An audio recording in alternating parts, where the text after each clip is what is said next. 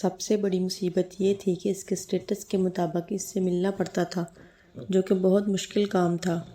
محبت نبھانے کے لیے کتنا خوار ہونا پڑ رہا ہے یہ مجھے پتا تھا۔ میٹرک 3rd ڈویژن میں پاس کر کے ادھر ادھر مزدوری کرتا تو اتنی دہاڑی بن جاتی کہ ہم ماں بیٹے کا 2 وقت کی دال روٹی کا بندوبست ہو جاتا۔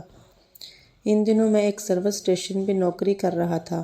سارا دن لوگوں کی گاڑیاں دھوتا، چھٹی والے دن پارکوں بازاروں کے چکر لگاتا کہ شاید کوئی لڑکی تھوڑی بہت لفٹ دے دے۔ زندگی کا بڑا مقصد ہی یہی تھا۔ خدا نے شکل و صورت اچھی دی تھی، مانگے کے کپڑوں میں سوٹڈ بوٹڈ ہو کر لڑکیاں متوجہ ہو جاتی۔ اس کو پہلی بار میں نے سپر جناح میں شاپنگ کرتے دیکھا تھا۔ اس کے ساتھ ایک اور لڑکی بھی تھی۔ اس نے مسکرا کر میری طرف کیا دیکھا کہ میں حسب عادت پیچھے ہی لگ گیا۔ شاپنگ کر کے وہ دونوں نئے ماڈل کی گاڑی میں بیٹھ کر چلی گئیں، مگر اس سے پہلے میں نے اس سے موبائل نمبر حاصل کیا تھا۔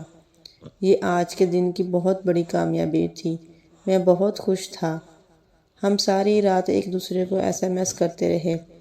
میں نے اس سے جھوٹ بولا کہ میڈیکل کا اسٹوڈنٹ ہوں اور ڈیڈی ڈاکٹر ہیں۔ اس نے بتایا کہ اس کے پاپا بہت بڑے بزنس مین ہیں جو بزنس کے لیے زیادہ تر دبئی ہوتے ہیں۔ میری تو گویا لاٹری ہی نکل آئی تھی۔ آہستہ آہستہ ہماری دوستی گہری ہوتی گئی۔ ہم ایک دوسرے سے ملنے لگے۔ میں اسے واقعی شدت سے چاہنے لگا۔ اللہ بھلا کرے سروس اسٹیشن کے مالک کے بیٹے کا، جو میرا دوست بن گیا تھا۔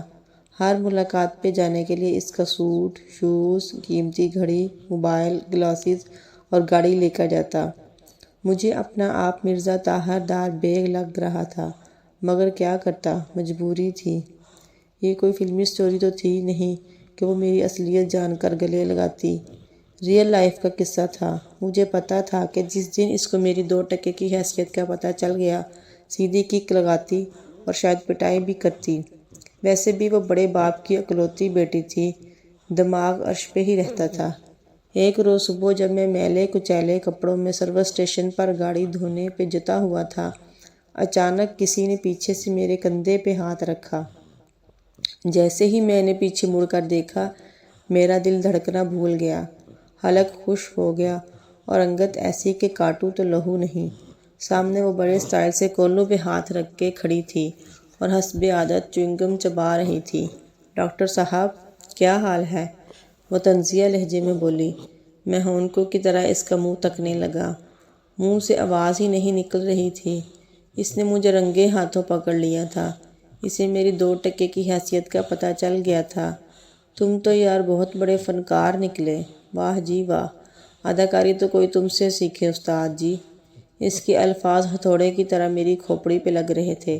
میں شرمندگی اور بے عزتی کی شدت سے رونے ہی لگ گیا۔